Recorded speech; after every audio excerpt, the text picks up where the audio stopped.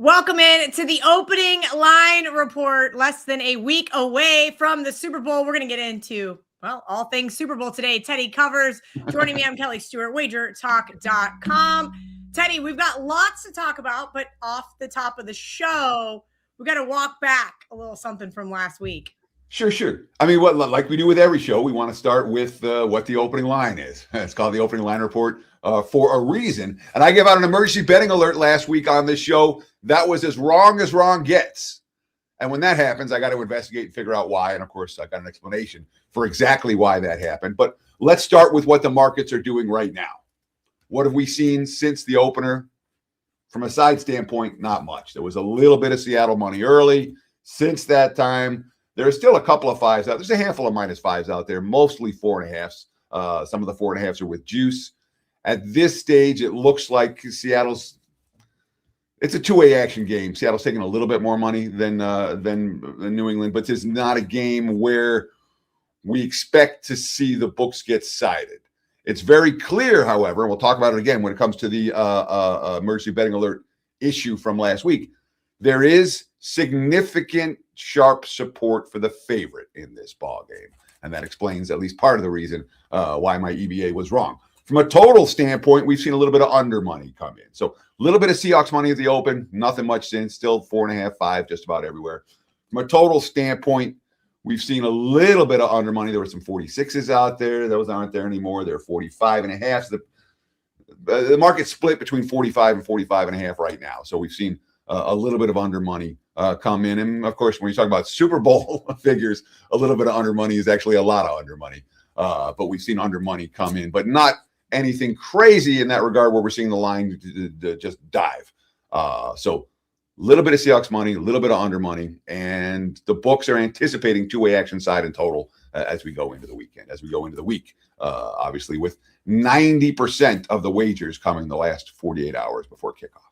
Teddy, we're going to get into some recent Super Bowl history. We're going to get into the prop sheet, talk about the opening night at the Westgate, and of course, take all of your questions. So if you guys have a question for Teddy, drop it in the chat. But first, I wanted to talk about what you just mentioned in terms of what we're seeing. Now, this is just one isolated book. I called John Murray this morning because I've got a ton of shows before I leave for San Francisco. And I said, hey, we're not doing a show today. I need to know for all my other shows what's going on.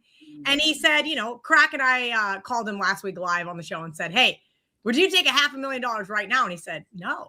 And I was shocked too. But that's because it depends what you want to bet. It depends what the book's going to need. And at that point in time, they were still almost 2 weeks out. So I said, hey, you guys moved to 5 on the odds logic screen. And he goes, yeah, it was kind of a test. We wanted to see if we could get any support in the marketplace. And I said, and he goes, nada. So you just said that you think it's significant sharp guys coming in on the Seahawks. Nobody's coming back there on the 5, but he did say he does not think this is going to get to 6. He would be very, very surprised if this gets to 6.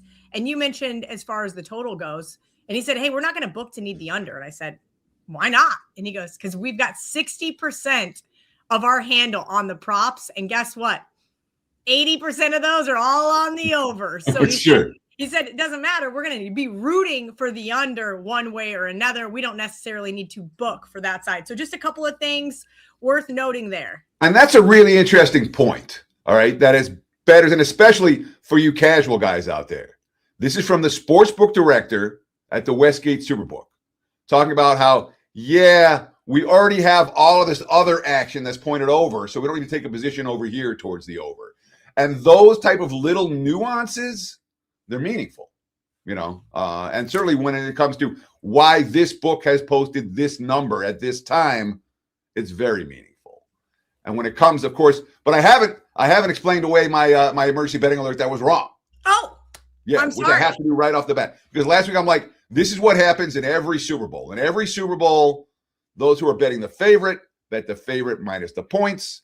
Those who are betting the underdog take the underdog on the money line. And it happens year in, year out, year in, year out. So that's why last Monday I'm like, hey, we've seen already some Seattle money. There's plus 190s is the prevailing number right now on the money line for New England. I got to think the money's coming for the Patriots on the money line, not necessarily on the side. From a point spread standpoint, but on the money line, and therefore there's urgency to bet it now. So there have been two key factors that worked that I was wrong about. First is the level of wise guy support for Seattle. It's very clear the wise guys like the favorite in this ballgame. So when you talk about line moves 2 weeks out and 10 days out and 8 days out, and that's not the recreational bettors. That's the wise guys. And the wise guys are on the Seahawks, laying the points with Seattle. It's pretty clear based on the line moves, pretty clear based on everyone I've talked to. And as you mentioned, Kelly, just a moment ago, John Murray said, hey, let's test, see if we get to 5. Do we get any buyback? They did not get any buyback at 5. So that tells you very clearly that from a sharp square standpoint, the Sharps do like the favorite in this one. And when the Sharps like the favorite, they're not putting the dog on the money line 10 days out. So that was wrong. But the bigger issue, Kelly, is the exchanges, the Kalshis, the poly markets of the world. And those exchanges, when it comes to the, minus 230 plus 190 spread for the money line on the Super Bowl that we were talking about last week, those exchanges are more like minus 205 plus 204, minus 206 plus 204. So the sharp money, the wise guys aren't betting these bets at the sports book anymore. They're betting them in the financial marketplace where you can bet it at reduced juice. Therefore, the plus 190 as an emergency betting alert, that's as bad as I get, guys. Sorry. I do the best I can with these every week, and you don't like to get one like the Super Bowl wrong, but I ain't perfect, and I will get stuff wrong, and I got this one wrong. That being said, you're looking at the money line right. It's not like I buried anyone, the money's completely gone the other way. You look right now at the books, and you're looking at plus 190, plus 195. So it's not like the information was devastating if you bet it, but there are better numbers out there for these bets than the sports books themselves. And that's an issue sports books are going to have to deal with in the not too distant future, because if the financial exchanges start, sucking out all the profit, sucking out all the volume, that's certainly going to be an issue for books that cater to volume. Most notably those books like DraftKings and FanDuel back east.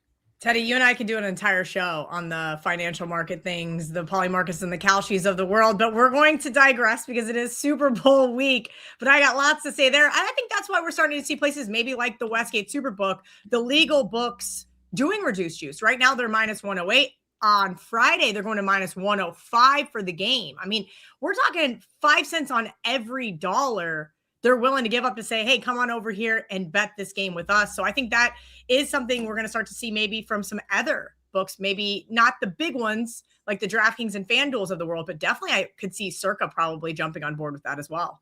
And as bettors, that's music to our ears. When books are fighting for our money and offering things like reduced juice to get our money, that's a good thing. As a bettor, we want the industry to be healthy. It doesn't help us if books are going out of business and things are going south. But as long as the industry is basically healthy and books are offering, some books, the books that are trying to gain market share are offering reduced juice and the like, that's exactly what we covet. That's why we moved to Las Vegas in the first place. Absolutely. Being able to shop around, especially at reduced juice prices, will make or break your season. All right, Teddy, we're going to talk about some Super Bowl history. You did a video. Actually, you did a ton of videos. If you guys haven't seen on the WagerTalk Instagram channel, right here on the YouTube channel, on the YouTube Shorts, Teddy put out a ton of awesome content. So make sure you guys go check that out. But one of the things that you did touch on was Super Bowl history. And I feel like every single year, at least since I've been covering the Super Bowl, which I think my first year was really like full on like 2013. So it's been 13 years now. Every single bookmaker wants a boring Super Bowl, right? Like since they started putting out that giant prop packet around town, since everybody's going to walk in the door and want to bet the over, it historically is rooted in please be boring so that we can make money. Yeah, I think the best Super Bowl for books in the last 10 years was that 13-3 Patriots Rams sleeper. God, that was boring, though. That might have been the most boring game I've ever watched, dude. Yeah. And the advantage for the bookmakers in a game like that is, all the props stay under. And again, when you talk about where the volume is for Super Bowl Sunday, yeah, there's side, yeah, there's total, but the props, depending on the book, they're going to range from 50% to 75, 80% of their total action And when they get to, something like a Super Bowl that's 13-3 and they get the scoop, all the under, all the, anyone that bet anything over in that game lost. It's meaningful. That was a Super Bowl Sunday. I remember talking to the bookmakers that night in the morning after. Nothing but big smiles on their faces all around town. Well, and I think they had big smiles last year until the fourth quarter, right? The Eagles were blowing out Kansas City. There was nothing really crazy going on. Yeah, the game went over the total, but as far as the prop perspective from the Kansas City side of things, and then all hell broke loose in that fourth quarter with Kenny Pickett getting in the game. Then you have more than 2.5 guys throwing passes. Like, then things start to get a little hairy for the bookmakers. Talk to me about some recent Super Bowl history, why we need to look at it before betting this year's Super Bowl. So we have the basics, and the basics have been very strong to the underdog for the last 25 years. Last 25 Super Bowls, 18 underdogs, 6 favorites, 1 pick'em. Last 18 years, 14 underdogs, 4 favorites. Last 19 years, 14 underdogs, 4 favorites, 1 pick'em. So laying points in general has been problematic. When we start to look at the history, and again, I'm just looking at this century. I don't care what happened in the the 20th century. This is all 21st century stuff. But we start to look at the bigger favorites, the favorites of more than a field goal, and boy, it stands out pretty good. Let's just run through them. All right, I got the list right here. Rams minus 4.5 versus the Bengals. The Rams won that by only 3. Joe Burrow got the money. Patriots minus 4 versus the Eagles. Patriots lost straight up. Panthers minus 4.5 versus the Broncos. Panthers lost straight up. 49ers minus 4.5 versus the Ravens. 49ers lost straight up. Colts minus 5 versus the Saints. Colts lost straight up. So that's the last 5 times we've seen anyone favored by more than a field goal in a Super Bowl. 4 of those favorites have lost straight up. The 5th one won by a field goal. Pats. Then we have a couple of we have Steelers minus 7 versus the Colts. Steelers win that by only 4. Pats minus 12 versus the Giants. Pats lost that game outright. Then we had 2 that actually won and covered. The Colts versus the Bears. That was Peyton Manning versus Rex Grossman. All right. If you think this Super Bowl is Peyton Manning versus Rex Grossman, lay the points. Knock yourself out. I don't think it's that. And even that was a sweat. Colts covered there. And the Steelers minus 4.5 for the Seahawks. They won and covered as well. And people still bitch about that Super Bowl as the single worst officiated Super Bowl they've ever seen. And how Seattle got screwed on every call and Pittsburgh got the money. But that's the 2 favorites. You got Colts and Steelers. And then you had the Pats minus 7 versus the Eagles. They won by only 3. The Pats minus 7 versus the Panthers. They won by only 3. The Raiders minus 4 versus the Bucks. They got blown out in that game. And the Rams minus 14 versus the Patriots. They lost straight up as well. So, yeah, that's 2 favorites winning and covering. These are minus 3.5 or higher. 2 favorites winning and covering. 11 favorites failing to cover. 6 of those 11 favorites, I believe 1, 2, 3, 4, 5, 6, 7 of those favorites losing outright. It has not been a good track record for the last 25 years, laying more than a field goal in the Super Bowl. And in my opinion, Kelly, that trumps every other consideration. I could think I made a good case for the 49ers against the Ravens. They were so much better than Baltimore that year. Didn't matter. Once you had the 2 weeks of prep and the hype and the brother versus brother and whatever it was. And, obviously the game came down to Colin Kaepernick missing 4 attempts from the 2-yard line, some pretty weird play calling in that span. That being said, there was no difference on the field. Baltimore was every bit as good as San Francisco. I remember making a case, and another favorite, whether it's a Panther. I mean, you can go on and on down the line. Every time you've tried to make a case for these favorites going, yeah, the regular season, they were better. The playoffs, they were better. The situation's better. The matchups are better. It just hasn't panned out that way. So for me, in terms of thinking about this game, yeah, I understand the wise guy support for Seattle. But the track record of this particular game on Super Bowl Sunday, that's meaningful as well. Very meaningful for this bettor. All right. Our good friend Ralph does a Super Bowl guide that he puts up for free on WagerTalk.com. Teddy, have you read through the whole guide? It's very extensive. I'm hand up. I forwarded to Ariel and I said, send me the cliff notes. Tell me, prop queen, what we're betting in this game. I know. I'm just kind of gotten to the point where the prop market is dominated by people that know so much more than me. So I'd rather take their information than try to decipher things myself. I know that sounds a little lazy, but I'm outsourcing my Super Bowl props. So, I mean, I am not a guy who bets props every week, every month, all year long. But every year I bet Super Bowl props. Why? Because I got a bunch of friends in town that know what the hell they're doing, and I listen to what they're talking about. Okay, absolutely. And that's why I'm at the Westgate for the opener we talk about things you want to do, and obviously everyone talks about come out to Vegas for March Madness, come out to Vegas for Super Bowl. That prop night at the Westgate, and again, they do it every year. You've never seen more guys dressed worse with more money. You know what I'm talking about? Everybody's wearing a sweatsuit, a raggy old sweatsuit, and everyone's walking around with 50 dimes, with 50 dimes and rubber bands, more. And obviously now people have accounts now. It's not quite as much cash as there used to be, but there's still plenty of cash. There's all kinds of cash at the Westgate. And nobody, there's nobody dressed in a suit. Nobody even has a jacket like this. I mean, it's all just. I guarantee you and Crack were the two best dressed guys there that night. Probably. Yeah. But it's a wise guy party. And there's not a lot of wise guy parties, So just to be there, be a fly on the wall, talk to the guys, meet a couple new guys. To me, it's very, I love going down there. I try to make it. I've been a handful of years I've missed, but I've been down there almost every year since I've been in Vegas. And obviously this is my 28th Super Bowl in Las Vegas. So it's something that I like to do. And I find it helpful. I find it informative. And I find it entertaining. And you put all those together, man, that's a good reason to go down there. So I understand it's usually 10 days out before the Super Bowl. So you're not going to come out to, for a prop party and stick around for the game at the hotel. But, and it's not March Madness, but it is kind of cool. If you get a chance, you should go one time. I highly recommend it as well. I know you've been there, Kel. No, it's great. And the reality is you get to kind of see what the openers are too. Remember that packet gets printed one time. They're not updating it. So if it says it's 84.5 receiving yards for wide receiver X, guess what? Yeah, it's staying that way, even though somebody just keeps hammering the over and it's moving up in half-point increments.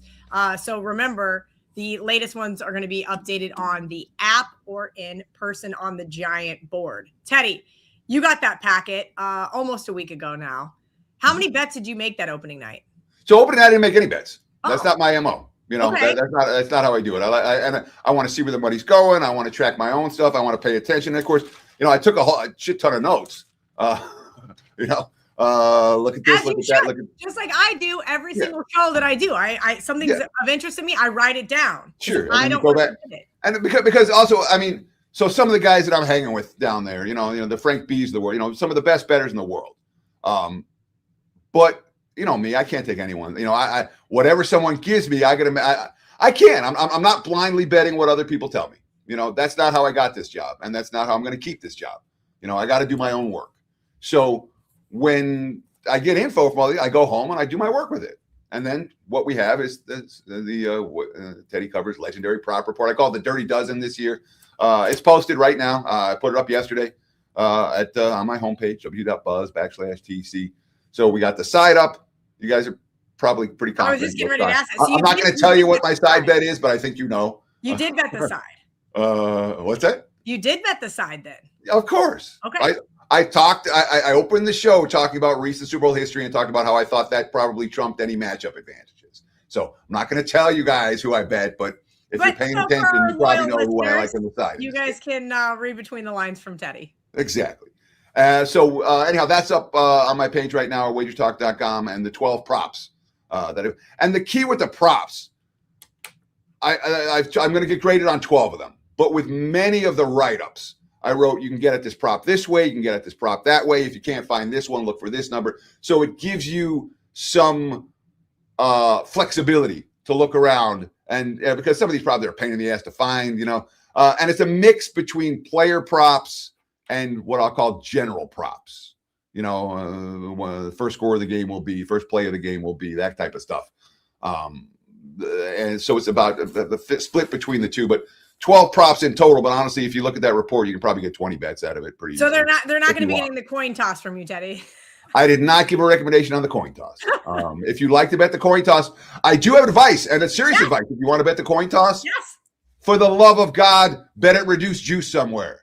Bet your friends. There will be somebody at your Super Bowl party. If you want heads, that wants tails. Now, the only thing is they may not take a nickel from you. You may only get $5 from one of your buddies. But I always say that there is always somebody that's like, no, I always want heads, because it's just a stupid bet right out of the gate that is technically a 50-50 proposition, but it no longer becomes a 50-50 proposition if you're laying minus 110 with your local or some. I saw a book like minus 115 both ways. It's awful. It's awful. On the coin toss. I'm like, that's a little rough. You can lay 101 at the Westgate, isn't it? 101 each way. 101 at the Westgate. And I'm sure plenty of other books probably have very reduced juice as well, if you're looking to get down some crazy exorbitant amount. But I always say, if you feel the need to have action on the coin toss, make sure you bet at reduced juice. And if you got an edge, let me know. I'm real. Yeah, I would love to know if anybody has a coin toss edge. Actually, you know what I wish I would have started doing, Teddy? Just writing it down, because I think I lost heads like 6 years in a row. Like, I'm not even. Well, they're due, Kel. They're due. It's got to be a head thing. Yeah. Again, so that's one of the things I guess that I don't. I'm in action every day. You know, I bet just about. I can't say I bet 365 days a year, but I bet 350 days a year. Let's say. You know, I don't need action on the coin toss. It's okay. You know, I don't need action on, we'll be in all kinds of action on Super Bowl Sunday. I don't need that extra oomph on the, and especially I don't want to watch the game before kickoff. I don't want to sit there for 20 minutes. No, you don't like how many hours of commercials do you have between the coin toss and the game actually starting? You know, it feels like that they, it's like an hour. It's like an hour of just talking heads and coin tosses, and of course the national anthem and all that fun stuff. If you do the coin toss, call the hotline. There's truth to that, and look, we don't talk about it, and I want to talk about it right now because it's important. All right, if you're having a problem, and Super Bowl brings out problems for problem gamblers, all right, if you're having a problem controlling yourself, if you're having a problem saying I got to bet this coin toss, you're having a problem betting more than you should. This is a big week for Gamblers Anonymous. This is a big week for helplines, and it's okay. We're all human, all right? It's okay to get help if you can't control yourself gambling. You're not doing yourself or anyone you know any favors by going, oh, give me a little more action. Oh, let me bury myself one more time. To be a successful, happy, healthy, functioning gambler, you got to be able to hit the brakes, and stuff like coin toss is kind of a leading indicator for that. If you're struggling to hit the brakes, this is a tough week for people with gambling addiction. Get some help. It's okay. No one's mad at you. Get some help. If you don't, and you can handle yourself, continue watching the show. Thank you. Teddy, it's crazy. 10 years ago, this exact game, you and I were filming, I cannot remember which documentary. It was not Action, because it was way before Action, a couple of years before. And I was standing in line at the Westgate Superbook, and I had like 3 or 4 dimes on me, right? And the guy was like, how much are you going to bet on Seattle, right? I think Seattle was catching, 1.5? Was that pick'em? Wasn't that a pick'em? I felt like they might have been off market, though. Whatever the reality was, I ended up betting basically all the money that was in my fanny pack because the cameras were rolling, and I really liked Seattle. But there was that extra pressure, and the way that game ended, obviously it could have went either way. But the reality was, I beat myself up about that for a long time, and I think sometimes gamblers do need that to happen. And to this day, I will not bet more than a certain amount on a game. 1, 2, or 3 units, the end. Because I've seen people bury themselves unnecessarily. I didn't love Seattle in that game. There was no reason for me to have 3 full units when I had full intention of betting 1 unit on the game to have some action. And I really learned a hard lesson there. So I just wanted to kind of piggyback that with, this is not coming from a place of we're looking down on it. This is coming from a place we've all been there. So this is my 20th Super Bowl in Vegas. And when I talk about it, I'm like, I learned this lesson the hard way. I learned that lesson the hard way. I learned the other lesson the hard way. Let me share some of my experience with you so you don't have to learn these lessons the hard way. It doesn't matter. People want to learn them the hard way. You have to, Teddy, it's no different with your kid or with my niece or whoever I tell a story to. People have to learn it the hard way. We just hope that you guys do seek help if you do need it, especially when it comes to exorbitant amounts of money that you should not be betting, regardless of win or loss on a game. Super Bowl is great for action. All right?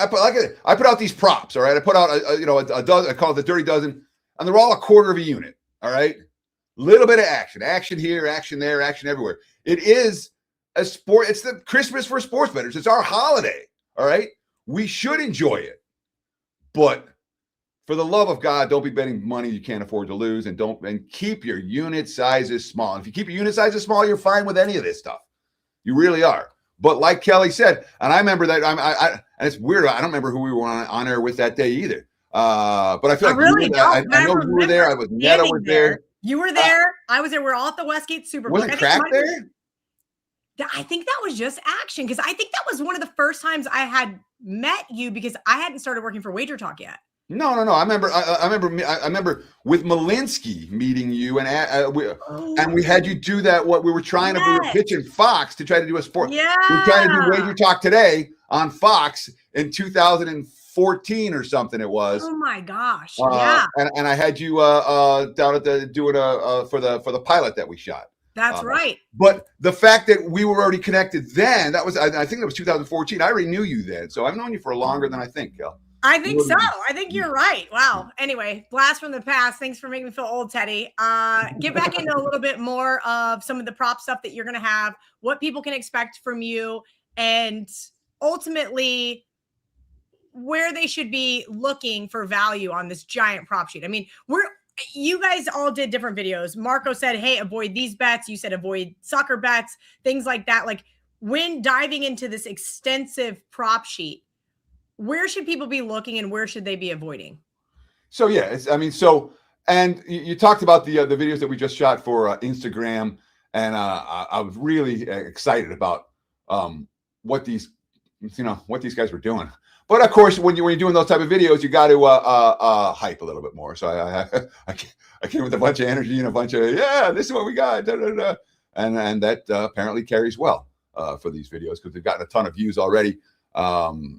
But certainly, I talked about 3 sucker bets that get made every year in the Super Bowl, and I want to talk about that here. The yes overtime is not priced appropriately.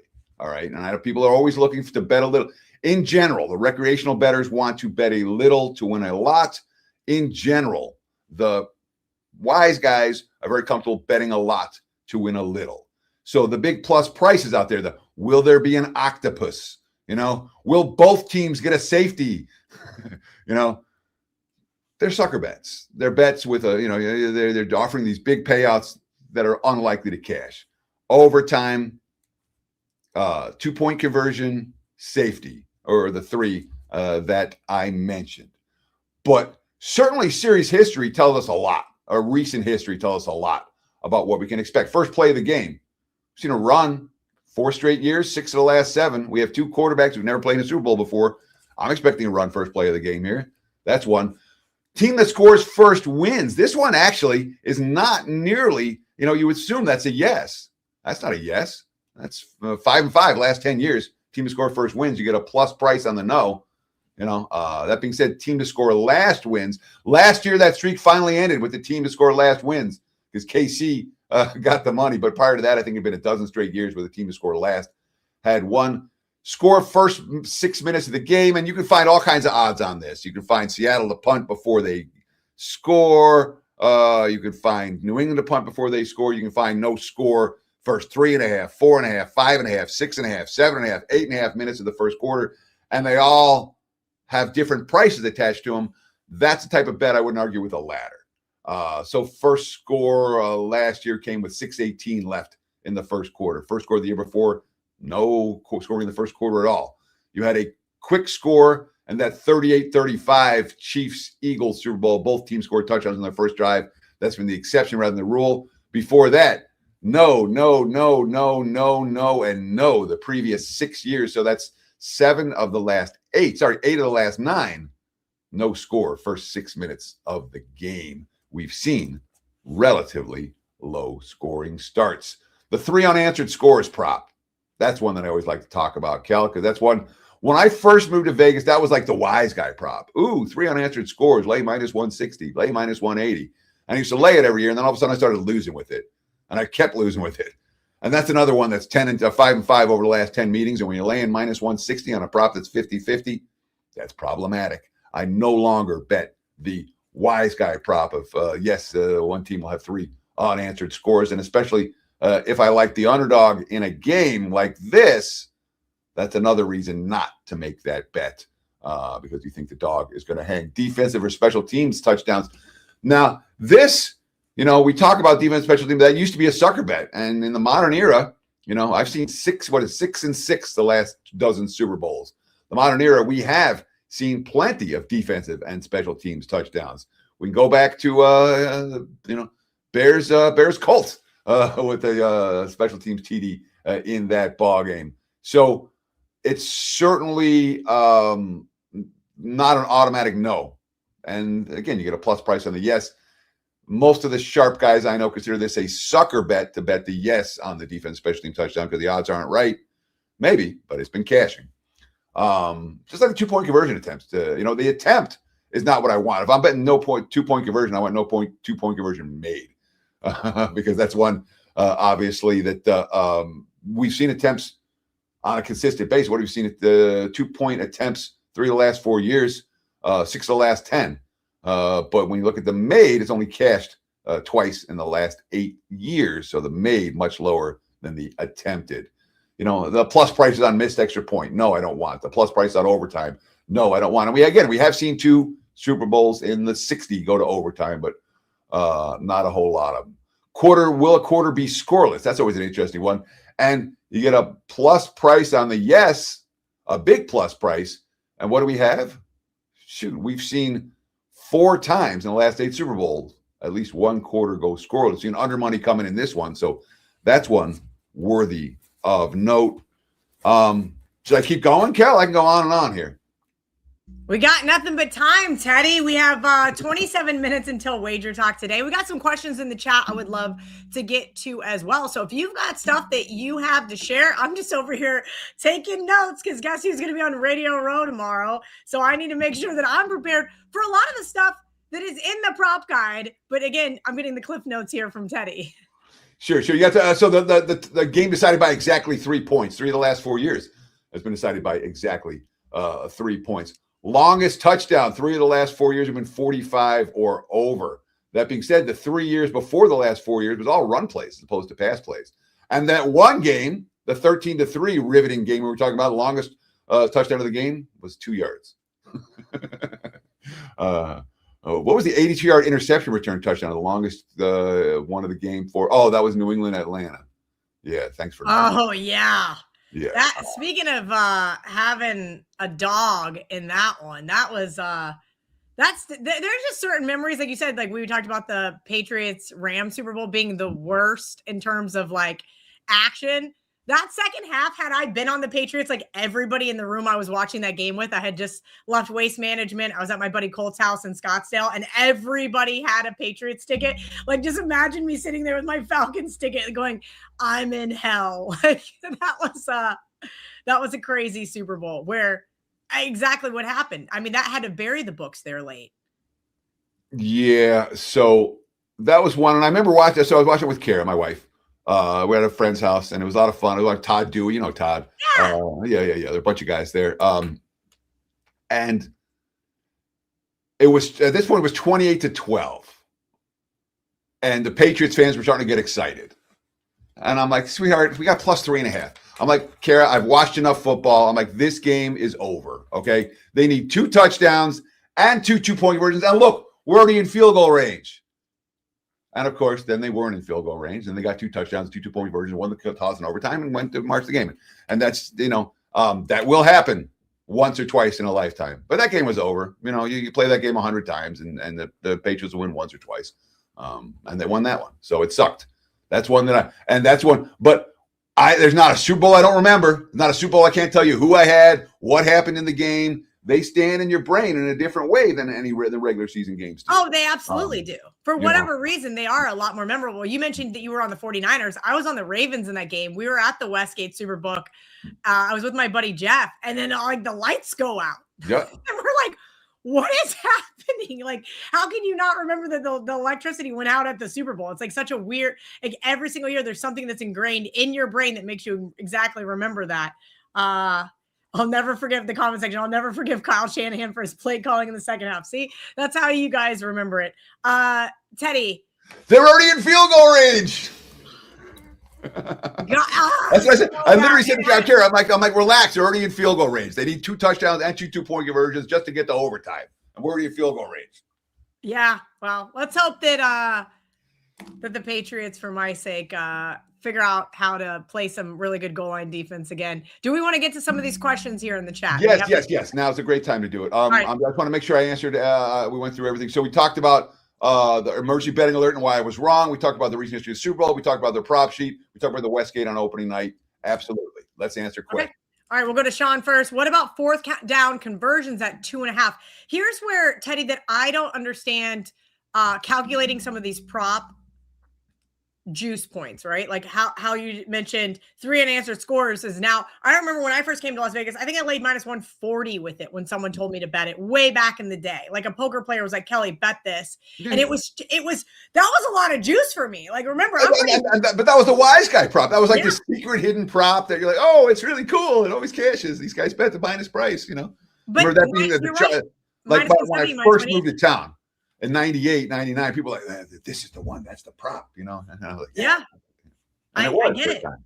So how do we calculate what the appropriate juice on these prop bets should be, right? What about, sorry, go ahead. Let's talk about fourth downs. Okay. All right.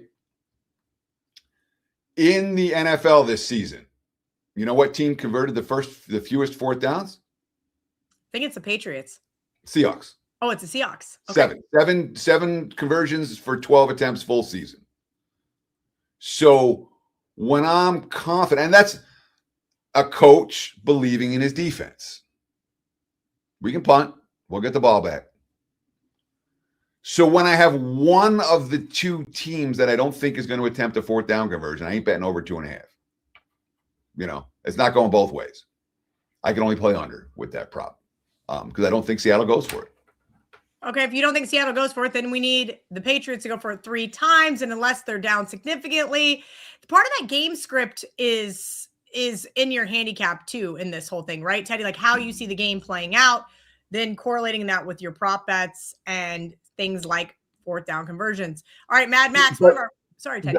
But it's important to note, all right, because you can really fall into disaster scenarios. If every prop bet you make falls into your exact game script and then the game doesn't come out the way you think, you're just going to get buried. Yeah. So that's why when I'm doing my prop report, I'm making sure that it's not just player props overs, or if I like the over for the game, or player props under if I like the under for the game. There's a variety in there.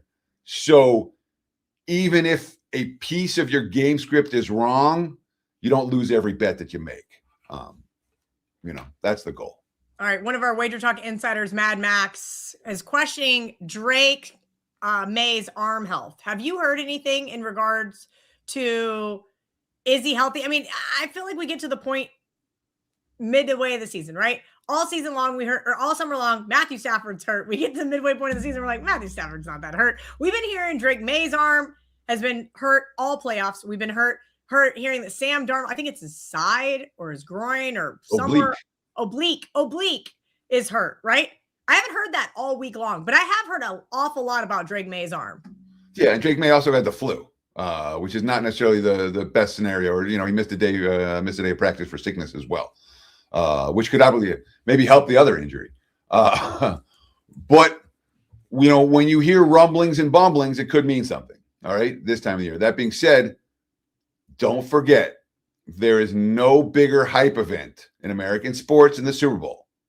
You have 500 reporters from 500 different papers that all get paid to go out there and write stories. A lot of stories. New story every day. Multiple stories every day. What does that mean? That means little things get blown up into big things this type of week. When it comes to Drake May's injury, I'm of the impression as of now that it's not that big a deal. If it turns out that we hear more about it in the next day or two, if Drake May's limited in practice this week, that's going to change things dramatically. But as of now, we haven't heard any indications that that's going to be the case, even with the Seattle money. You talked about you don't think this line's getting a 6. If Drake May's hurt, this line could get to 7. But I don't think Drake May is going to be so hurt that the line will get to 7. I would expect him to be full participant in practice this week. And if he's not, the markets will adjust pretty darn quickly. Yes, then we might actually see a 6 pop up. But as far as, let's talk about the weather, Teddy. Fantone24 says rain and drizzle, at least here on Monday morning on the East Coast, is correct there for Santa Clara. Remember, guys, it's at Levi's Stadium. Even though I'm going to be in San Francisco, where the convention center is, we're not going to be in Santa Clara. It's so strange. I don't get it. Like, at least with Vegas, we were at the Mandalay Bay Convention Center, and then Allegiant Stadium was across the street. But sure, it's pretty easy. Here you'll be in traffic for an hour. They're throwing us in downtown San Francisco to go, 90 minutes in traffic to Santa Clara. That's why I'm getting the hell out of town on Friday. I want to watch the game with my family and friends. Well, being on radio, Radio Row and the like is, Media Row is pretty cool. Oh, absolutely. And there's going to be great restaurants in San Francisco. I'm going to be there with one of my best friends. So it's going to be a really great week. But the zoo that is the Super Bowl on Sunday, I just assume I know no part of it. Crazy. Yeah. Well, and someone's like, well, if the Broncos made it, would you have gone? And I said, yeah, if somebody gave me a free ticket. I'm not paying an exorbitant amount of money to go watch the Broncos, who have won 3 Super Bowls in my lifetime, go win another Super Bowl. Yeah, so I had dinner last night with some old friends, and one of them was telling me a story about how he went to Super Bowl 3 by mailing in an envelope with a $6 check. $6. Wow. Gosh, that's just it's and he sent the envelope into whatever NFL office there was, and he's like, back in the early 70s, I went to 4 Super Bowls in an 8-year span, and I got all the tickets ahead of time and never paid more than $20. That's just outrageous. That's outrageous. And we all know I'm a seat snob. So that $5,000 seat, which is probably going to be $10,000 on the aftermarket, sites. And I'm not paying $10,000 to sit in the nosebleeds. All right. Any other questions you guys have for Teddy? Please drop it in the chat. Teddy, anything you want to leave our audience? Yeah, well, I want to. Matt Murray just put a question on the over 6.5 kickoffs returned. So I'm anticipating a relatively low possession game. These are not teams that play with a lot of tempo. These are teams that are both reliant on their defense. So when you're talking about kickoffs returned, that has a lot to do with A, the total. That's kind of a bet. And B, are the kickoffs actually going to get returned, or are we going to see touchbacks and the like? But more than any other factor, it has to do with how many possessions are we going to get in the game, or how many scoring possessions. And at 6.5 returned, it's not a bet that I made one way or the other. Slightest of leans to the under, but it's not a bet that I got involved with. Another question: Seattle not to convert a 4th down at plus 130. Last in the league in 4th down attempts. I agree that wholeheartedly. I'm not convinced that plus 130 is still out there anymore. Richard Lockhart's asking about both teams punt on a first drive. No argument with that. No argument at all. If I don't like any score in the first 6 minutes, I like both teams to punt before their first score. At plus 330, looks like a good look.